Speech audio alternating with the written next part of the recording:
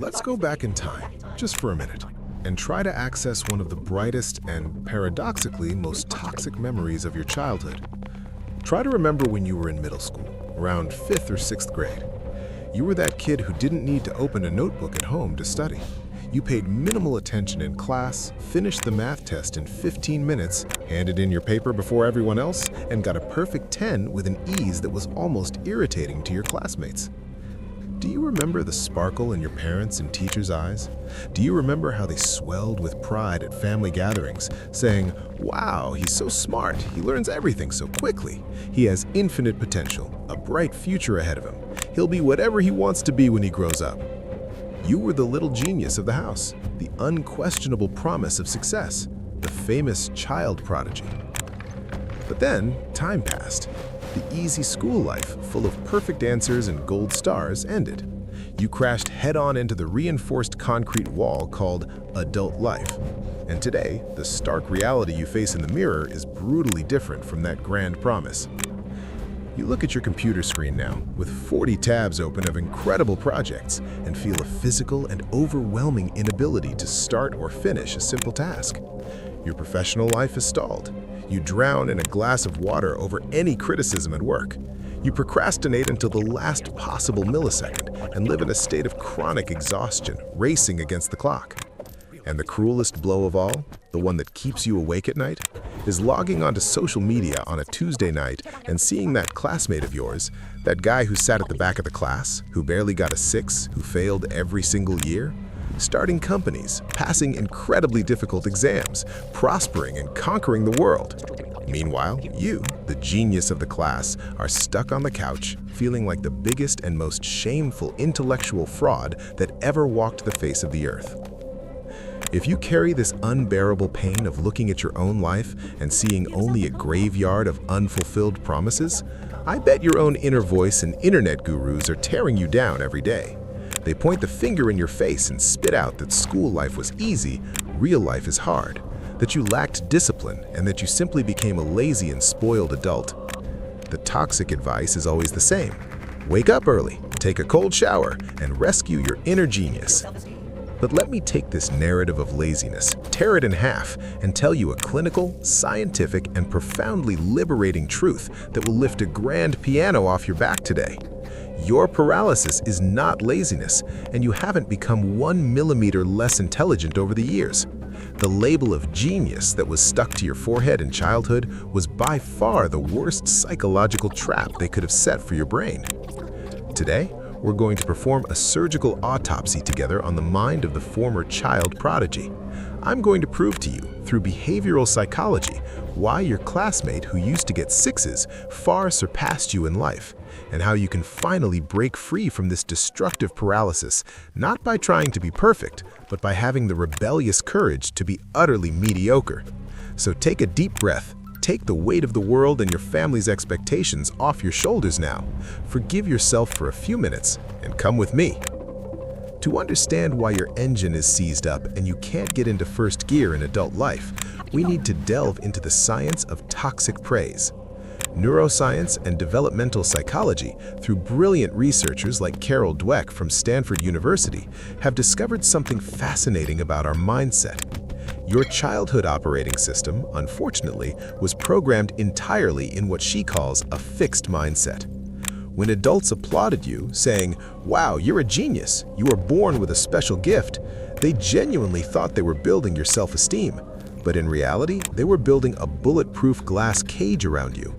By focusing their praise on your innate characteristic, your factory-installed intelligence, and not on your process, your sweat, your curiosity, and your dedication, they unintentionally robbed you of the most important survival skill an adult human being needs, the frustration muscle.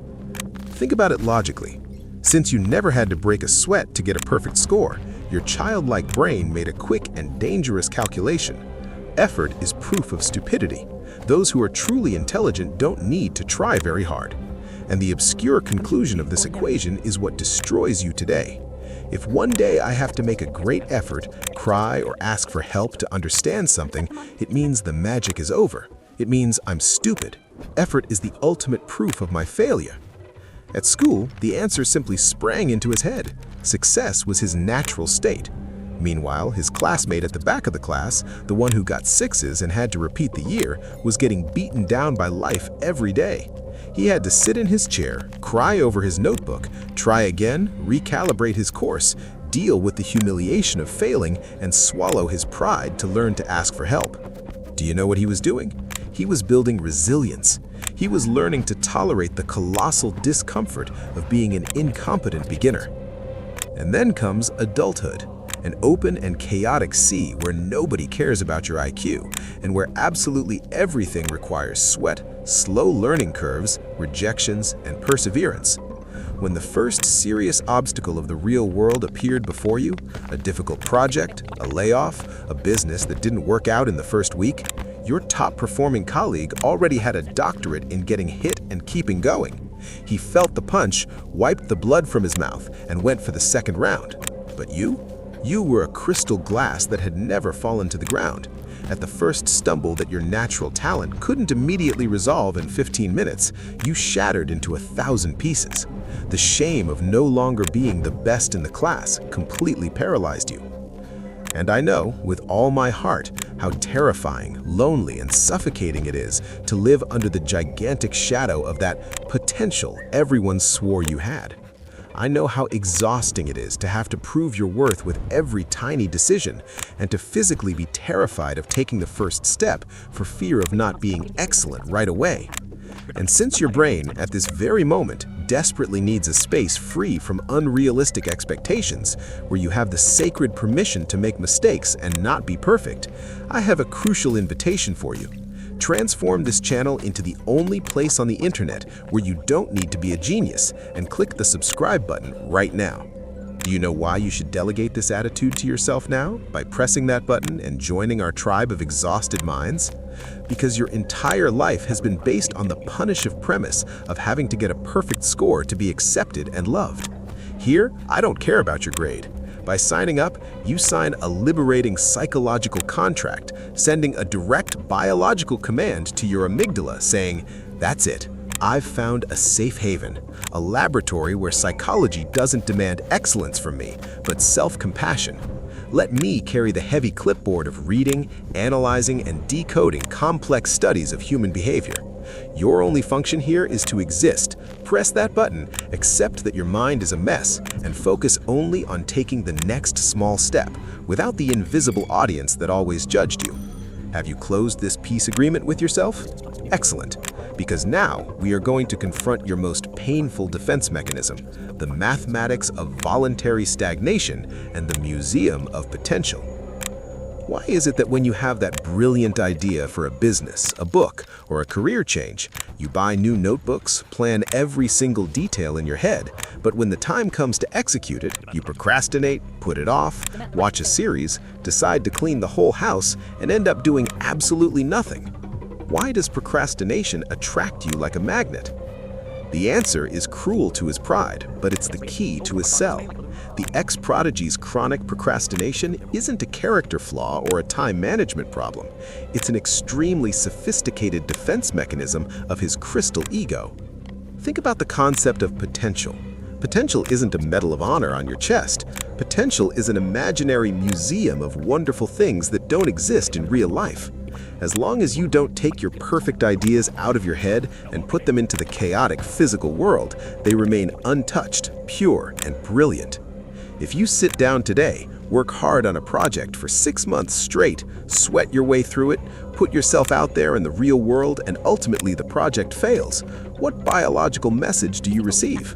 The worst possible. My God, I tried with 100% of my ability and I wasn't good enough. I'm not special. The magic is over. For someone who based their entire identity and their right to be loved on being a prodigy child, this thought is equivalent to existential death. So, what does your brain, in its brilliantly self-sabotaging way, prefer to do? It prefers to procrastinate until there's no time left. Stagnation gives you the perfect hiding place. If you leave your college work or company report until the early hours of the morning before it's due and do everything haphazardly with heavy eyes, and in the end you get an average grade or harsh criticism, your mind breathes a sigh of relief and tells the perfect lie. Oh, but of course it wasn't flawless. I rushed it in 5 hours in the middle of the night. But if I wanted, if I had the time and really focused, wow, I could make it rain. I would be the best of all. Do you see the deadly trap? The "if I really tried" is the emotional crutch that keeps your illusion of genius intact. You prefer the cold, depressing embrace of voluntary mediocrity, being an adult with infinite potential that you never used, rather than risk going down into the arena, getting your hands dirty, discovering your real limits, and accepting the absolute terror that you are just a normal person. And how do we break this cycle? Tear off this stale genius label and unlock your life starting tomorrow morning. The cure isn't about forcing hyperfocus, and it's not about waking up at 5 a.m. The cure is what behavioral psychology calls grief over genius, followed by the tactical protocol